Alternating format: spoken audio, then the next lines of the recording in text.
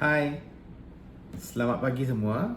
Okey, hari ini kita akan berbincang mengenai satu lagi hot topic juga, iaitu hypertension ataupun darah tinggi.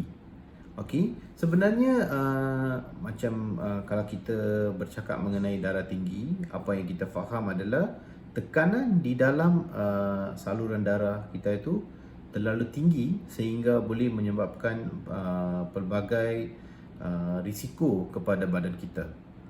Kalau kita bercakap mengenai darah tinggi, dia ada beberapa faktor risiko yang kita boleh modify dan ada beberapa faktor risiko yang tak boleh kita modify.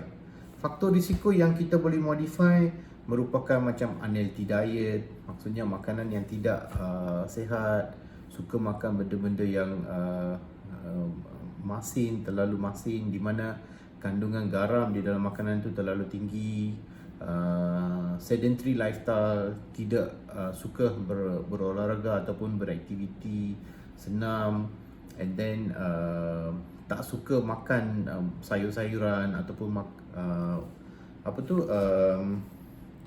tak suka makan sayur-sayuran, and then merokok. Merokok is salah satu faktor risiko yang kita boleh modify. Okay? Kalau non-modifiable faktor risiko pula yang tidak boleh mengubah umur di atas 65 tahun. Okay? And then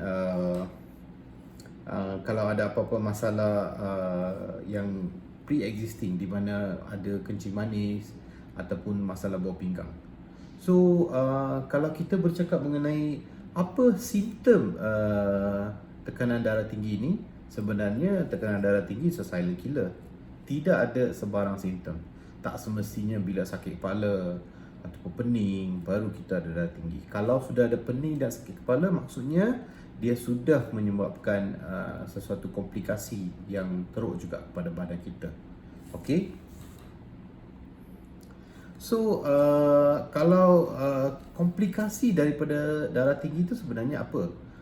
Seperti sakit dada, okay, and then serangan jantung ataupun gagal jantung, and seterusnya jantung menjadi bengkak, dan kadang-kadang yang kita biasa dengar macam stroke, and then gagal bawah pinggang.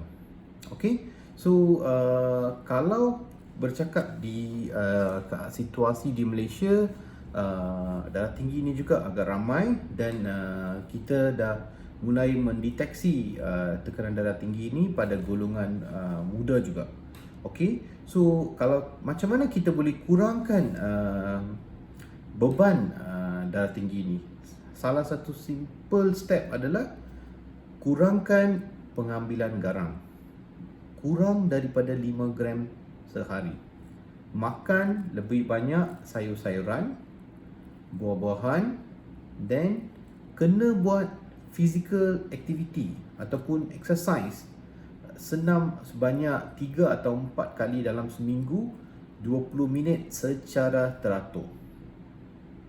Yang kemudian kurangkan merokok ataupun berhenti merokok. Okay, and then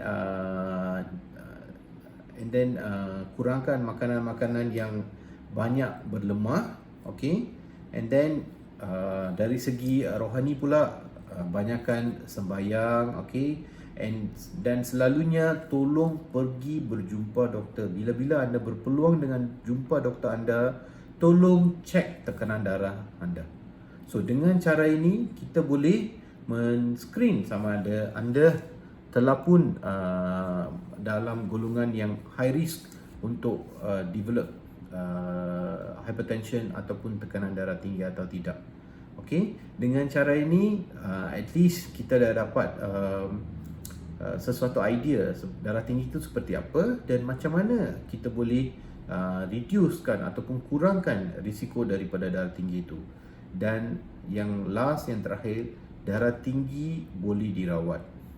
So jangan lambatkan permulaan perubatan anda dengan memakan sebarang vitamin ataupun suplemen-suplemen yang tradisional yang dipercayai kononnya boleh turunkan tekanan darah.